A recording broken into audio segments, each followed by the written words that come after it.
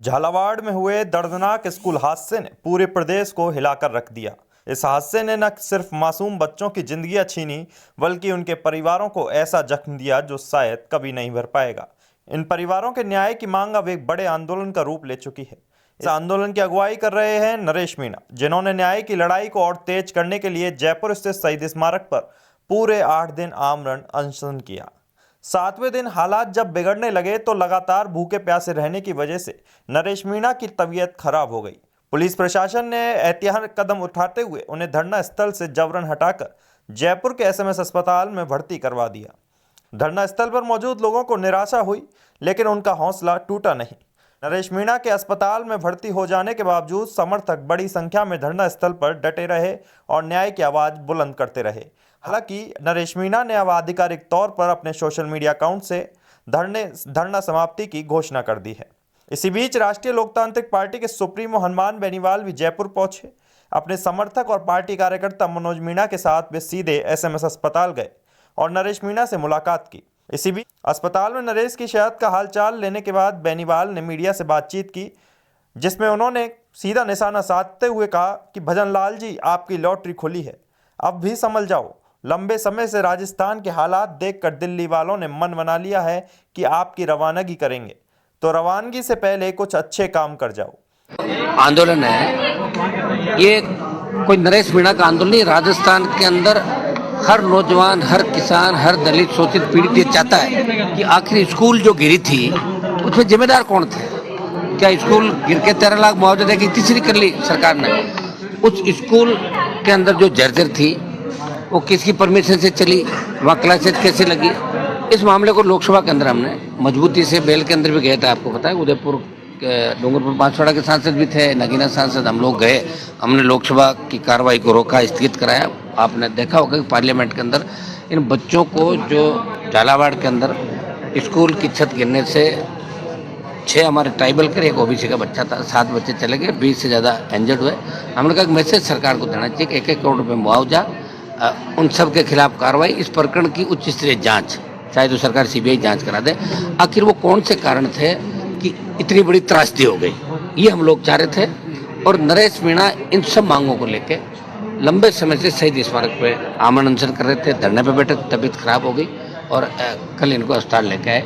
और जैसे ही मुझे पता लगा तो आज रेलवे की मीटिंग थी मेरी, यहाँ आपकी उत्तर पश्चिम रेलवे की, तो मीटिंग अटेंड कर मिलना आया।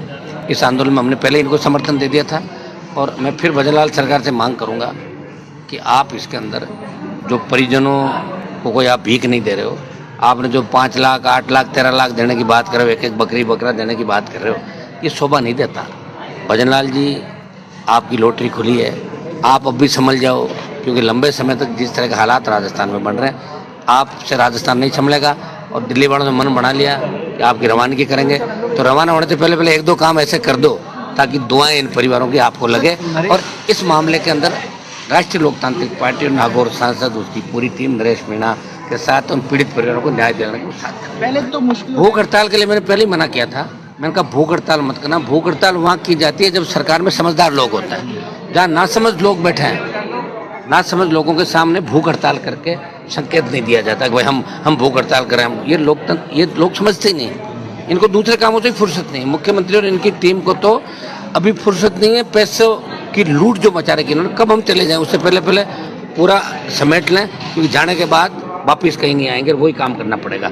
तो जब इनकी सुन रहे थे, मैंने कहा कि आप अभी एक बार सांकेतिक रूप से चालू करें आंदोलन, मैं खुद भी आ जाऊंगा, उसके बाद भूख हड़ताल। लेकिन इन्होंने कहा कि मैंने मीडिया के सामने पहले भूख हड़ताल की घोषणा कर दी थी।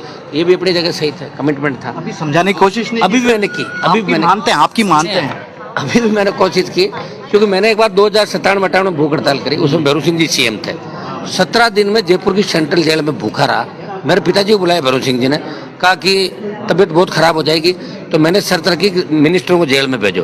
तब 3 मंत्री, सांवरलाल जाट, भंवर सिंह डांगावास और श्री कृष्ण सोनकर जो मिनिस्टर थे, और मेरे पिताजी, 4 लोग आए और जेल में अनशन तुराया।